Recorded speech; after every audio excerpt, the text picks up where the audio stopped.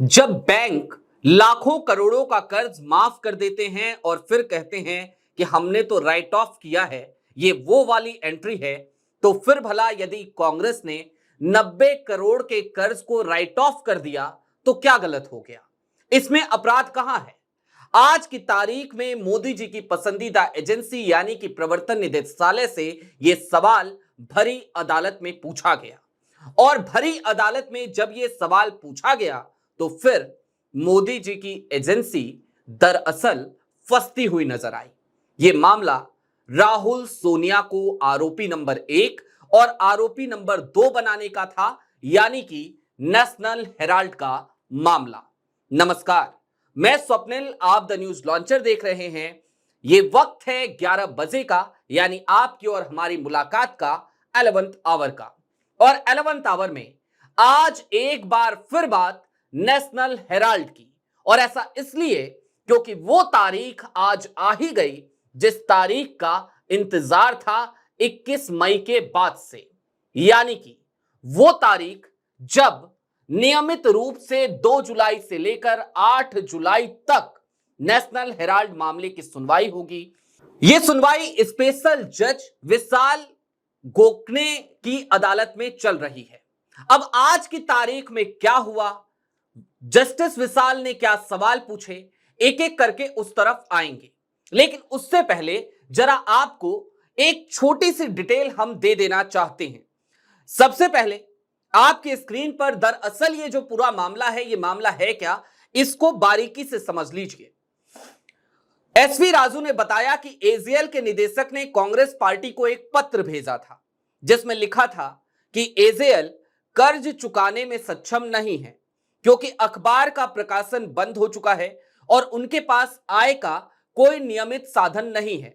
फिर young Indian company ने AGL को 90 करोड़ रुपए के कर्ज के बदले अधिग्रहित किया, जबकि एजीएल की संपत्ति की कीमत 2000 करोड़ रुपए थी। इस बात को जरा अपने जहन में रखिएगा। जो एसवी राजू ने दलील दी कि एजीएल की संपत्ति की कीमत 2000 करोड़ रुपए थी और यंग इंडियन ने उसका अधिग्रहण किया। ईडी ने कहा कि यह लेन देन एक धोखाधड़ी थी जिसमें कोई असल लेन देन नहीं हुआ। कांग्रेस ने एजीएल का अधिग्रहण नहीं किया बल्कि यंग इंडियन ने इसे एक साजिश के तहत अधिग्रहण किया है। दरअसल आज की तारीख में जो सवाल कोर्ट में उठे, उन सवालों से और उसके बाद प्रवर्तन निदेशालय के जवाब के बाद यह बात वाज़ेह तौर पे साफ हो जाती है कि दरअसल प्रवर्तन निदेशालय की गले की हड्डी बनता नजर आ रहा है नेशनल हेराल्ड केस। और यह बात हम इतनी दावेदारी, इतनी जिम्मेदारी के साथ क्यों कह रहे हैं? अब मैं आपको कुछ चीजें और दिखा देना चाहता हूं। आपकी स्क्रीन पर द एसोसिएटेड जर्नल्स लिमिटेड, ये जो कंपनी है नेशनल हेराल्ड वाली, जिसका पहले नाम एसोसिएटेड जर्नल हुआ करता था, उस कंपनी की डिटेल्स हैं और ये डिटेल बताती हैं। एक तो आपको ऊपर इसमें इसका सीआईएन नंबर दिख रहा होगा, उसके साथ ही साथ ये भी बताती है कि इस कंपनी का रजिस्ट्रेशन ये इनकॉर्पोरेट हुई थी 1937, 20 दिसंबर 1937 की तारीख को। It is classified as non government company and is registered at registrar of companies Delhi. It's authorise capital is, यहां पे अब ऑथोराइज कैपिटल पे ध्यान दीजिए, 100 करोड़ आज की तारीख में भी, और पेडअप कैपिटल है 91 करोड़ का। ये आपके सामने एसोसिएटेड जर्नल जो मूल कंपनी है, जिसको लेकर बार बार ये दावा कर रही है ईडी कि इस कंपनी का अधिग्रहण यंग इंडिया ने कर लिया है, उस कंपनी की डिटेल है। इसके 100 करोड़ रुपए की ऑथोराइज कैपिटल बताई गई और 91 करोड़ रुपए का पेडअप कैपिटल बताया गया। अब दूसरी तरफ मैं आपको उस कंपनी की डिटेल्स दिखा रहा हूं जिस कंपनी के ऊपर यह आरोप है, जिसके 76% शेयर राहुल गांधी और सोनिया गांधी के पास हैं। इस कंपनी का नाम है यंग इंडियन और इस कंपनी की डिटेल्स जब आप देखेंगे तो आपको दिखाई देगा इसकी ऑथोराइज शेयर कैपिटल केवल 5 लाख रुपए है और पेडअप कैपिटल है वो भी 5 लाख रुपए। साथ ही साथ एक मजे की बात यदि आप इसमें देखें तो आपको यह भी नजर आता है कि एक तरफ जब प्रवर्तन निदेशालय बार बार यह दलील दे रहा है कि दरअसल जो अपराध हुआ है वो अपराध यही है कि नेशनल हेराल्ड के पास यानी कि एसोसिएटेड जर्नल्स के पास जो संपत्ति थी उस संपत्ति का अधिग्रहण कर लिया यंग इंडियन ने और उस संपत्ति की कीमत है 2000 करोड़ रुपए। साथ ही साथ ईडी ने आज एक दलील और दी और वो दलील ये कि यदि 90 करोड़ का कर्ज था भी कांग्रेस का, वो भी एजेएल के ऊपर, तो फिर यंग इंडियन को 50 लाख में वो कर्ज क्यों बेचा। और साथ ही साथ ईडी की दलील यह भी थी कि वो 90 करोड़ रुपए का कर्ज तो एजेएल चुका भी सकती थी क्योंकि उसके पास 2000 करोड़ की संपत्ति थी। वो उस संपत्ति को बेचकर, जी हां, इस शब्द को जरा गौर से सुनिए, वो संपत्ति को बेचकर भी अपना कर्ज चुका सकती थी। और इसके ठीक बाद जो आरोप लगाया आज अदालत में ईडी के वकील एसवी राजू ने, वहीं से कई सारे सवाल और जन्म लेने लगे, जिसकी वजह से आज कोर्ट में भरी अदालत में ईडी को लगातार सवालों की बौछार झेलनी पड़ी है। एसवी राजू ने एक दलील और दी, कहा कि यंग इंडियन ने यह अधिग्रहण किया और उसके बाद कांग्रेस ने कर्ज माफ कर दिया। इसके साथ ही साथ उन्होंने कहा कि कांग्रेस के कई सीनियर नेताओं ने एजेएल को डोनेशन दी, वो भी एक तरीके का अपराध है।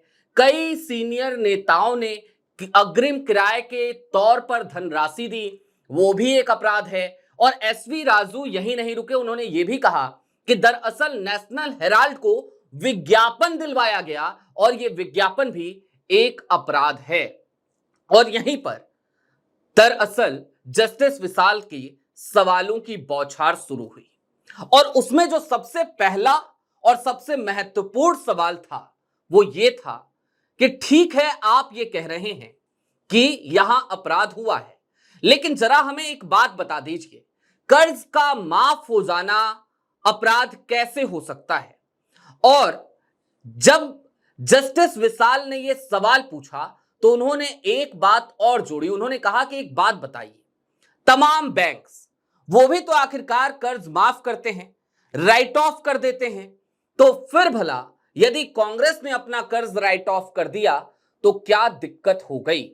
और ये एक सवाल जिसका जवाब ईडी अभी देगी। अभी जो जवाब ईडी ने दिया उससे अदालत संतुष्ट नहीं है, क्योंकि ईडी ने कहा कि बैंकों का कर्ज देना मजबूरी है, कांग्रेस ने जो कर्ज दिया वो उसकी मजबूरी नहीं थी।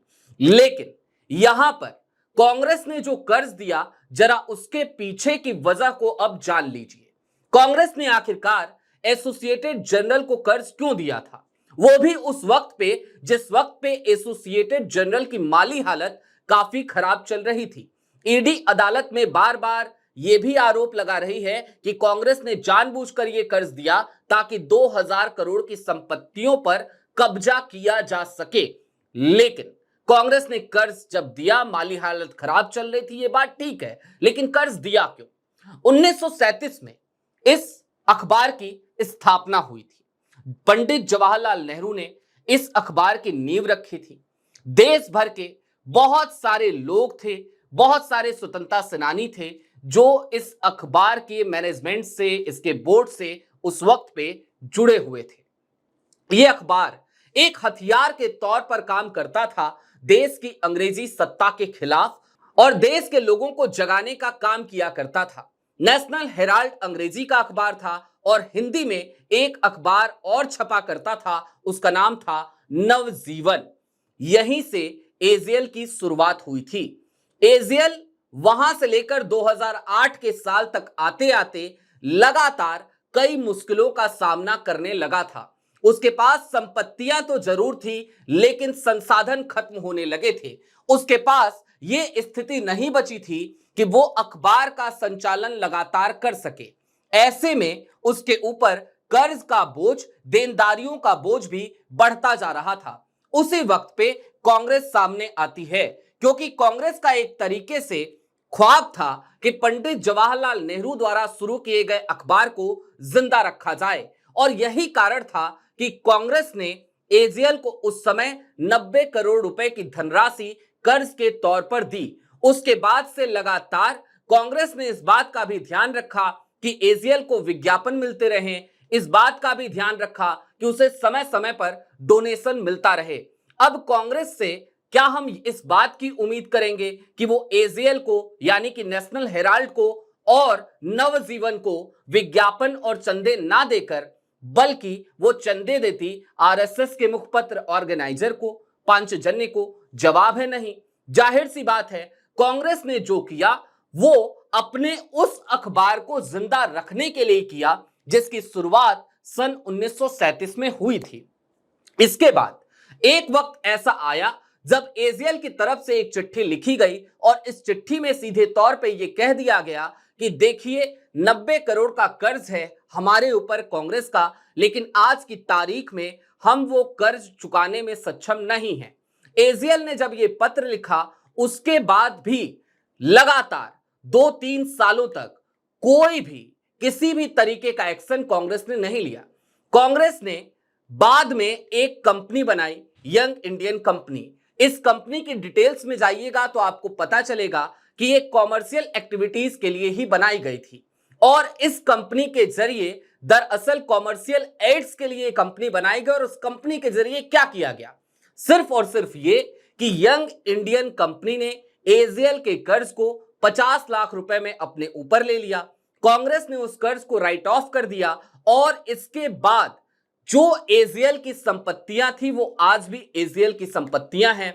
यंग इंडियन का एजीएल की संपत्तियों पर फिलवक्त तक कोई अधिकार नहीं है।